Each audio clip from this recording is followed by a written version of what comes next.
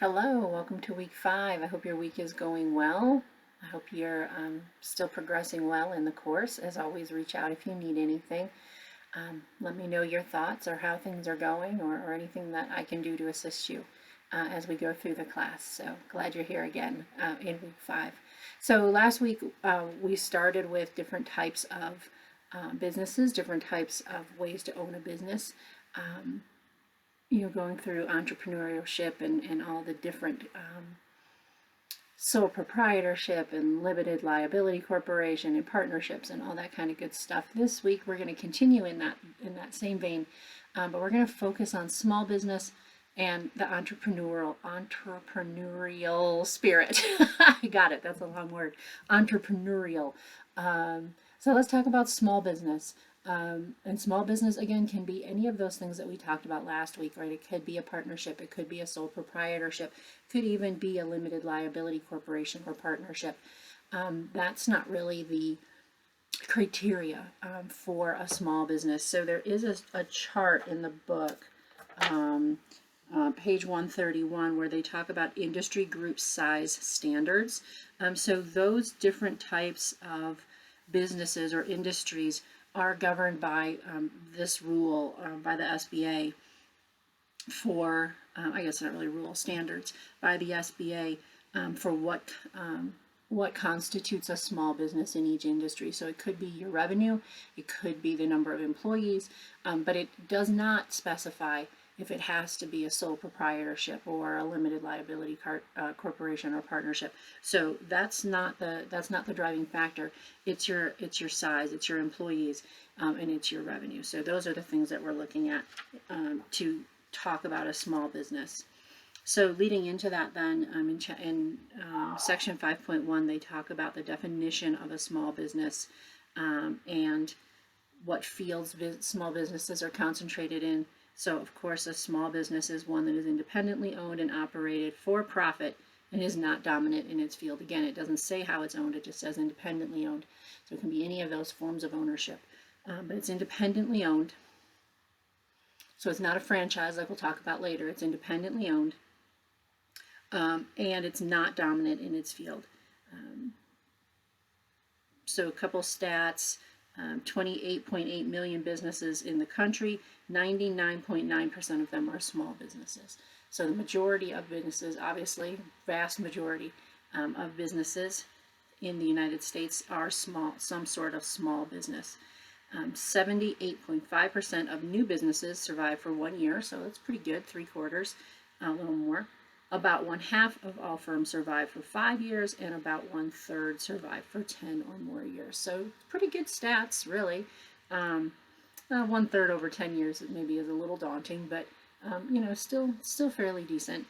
And in the so small businesses are typically congregated in the distribution industry, such as retail type things, or a service industry. So any plumber that you would call, or electrician probably, or your hairstylist or your dentist, or those are probably all small businesses. You don't really think of them that way in a lot of cases. I wouldn't think of my dentist as what I would consider a small business, but he is, right? I mean, he owns 1 or 2 shops and keeps his own records and has, probably less than, what was it, $20 million in revenue? I mean, dental services are expensive, but I don't think he makes that much. Those all constitute small business. Really, probably even most of the doctors that you see, they have private practices. Although they're part of a network or part of a group, their private practice that is incorporated in that group is most likely a small business. So many more things than you would really think of are small businesses, or just maybe incorporated into something larger. Section 5.2 talks about people who would start small businesses. There's a lot of different circumstances, a lot of different things. People start things obviously for their own reasons. They talk about loss of a job, desire to start something new, willingness to accept a challenge. Maybe you see a hole in whatever, a gap in whatever industry you're looking to get into, and you say, hey, I could do that, right? That's starting a small business, or could be. And then it talks about why they succeed or fail. Poor planning, lack of capital management, and management experience could cause small businesses to fail, and I think that's true. In all honesty, I was a small business owner at one point, and poor planning and poor use of capital, we only survived about 3 years. So we were in that, we were in the one half survives for 5 years. We were the half that didn't survive for 5 years. We made it 1 year, but not 5. So that was a long time ago, in a completely different life for me.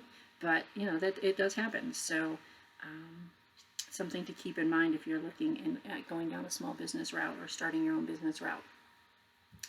5.3 talks about the contributions of small business. I really think that's pretty self-explanatory, right? But historically, small businesses have created the bulk of the nation's new jobs. So as we talk about jobs reports in the news and all that kind of stuff, small businesses play a huge part in that.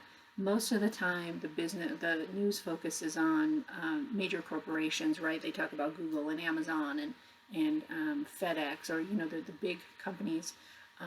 But that's not where the majority of jobs is. The majority of jobs, as we learned in section 1, is small businesses. That's where the jobs are created and housed. Small businesses also provide things society needs, act as suppliers for larger firms. That's true. The firm I work for, we hire small businesses quite often to do work for us. And they serve customers and other businesses, both large and small. And I think, well, they talk about it a little further, the advantages. The advantage of a small business, especially, well, I was going to say especially in a small town, but that's not true. I mean, especially anywhere, even in larger cities, the advantage of a small business is that you get to establish that personal relationship. You may only have 50 customers, right? So you really get to know them versus an Amazon who has, billions, and they don't know you at all personally and don't want to and can't. There's just not enough resources. So, a small business, the advantage is they really get to know their customers and understand what they want and need. So they also have the ability to change quickly, and they have simplified record keeping. The major disadvantage, just like we talked about last week with business ownership, the major advantage is the high risk of failure, limited potential for growth, and the limited ability to raise capital. So no small business is ever going to raise the amount of capital that a large firm would. It's just not possible. In 99% of cases, it's not possible. And that's just the reality of us owning a small business. The SBA, Small Business Administration, SBA, established in 1953 to help small businesses. So they offer management courses, management help, one-on-one counseling. They have publications that you can subscribe to as a small business owner, and they help with financial assistance. So some opportunity to generate funds for your business. And I think the SBA has offices all over the country, like every state has some that you can tap into if you need them for your small business. So then we move on to, from just opening your own small business and doing everything yourself, maybe using the SBA for some help, then we move into franchising, which is a different way to own a business. The one that always comes to mind for me is McDonald's. That was one of the first franchises that I ever learned about. Honestly, the first job I ever had, McDonald's. But McDonald's is a franchise. So McDonald's is a corporation. They sell franchise licenses, and you can buy. There's certain criteria, of course, and they have a cost. I don't know what that cost is, and I don't know what that criteria is, but they have criteria and cost. But anybody that meets that criteria and has the money can buy the McDonald's name. But you have to do everything exactly as McDonald's lays it out for you. That's the beauty of a franchise.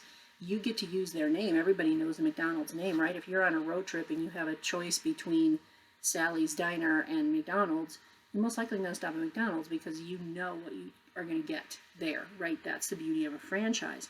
But you have to do exactly what the corporate tells you to do.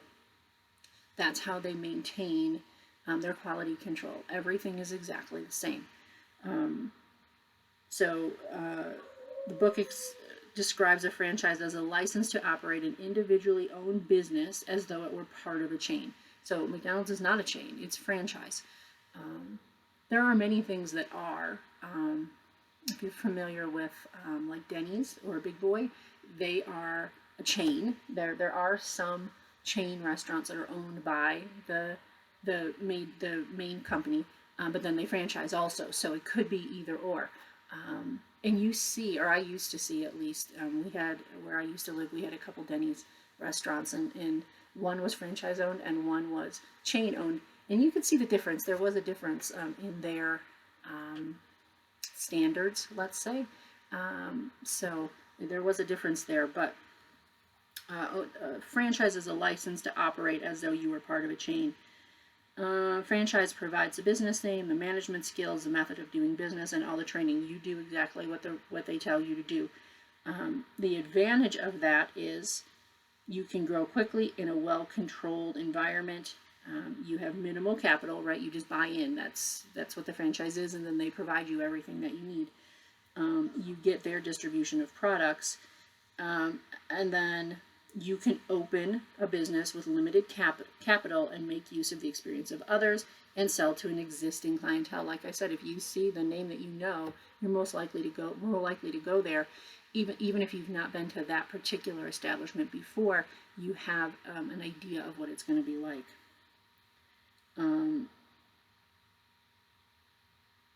The disadvantage is that the company dictates what you can do. They dictate the signs that you put up. You have no creative control.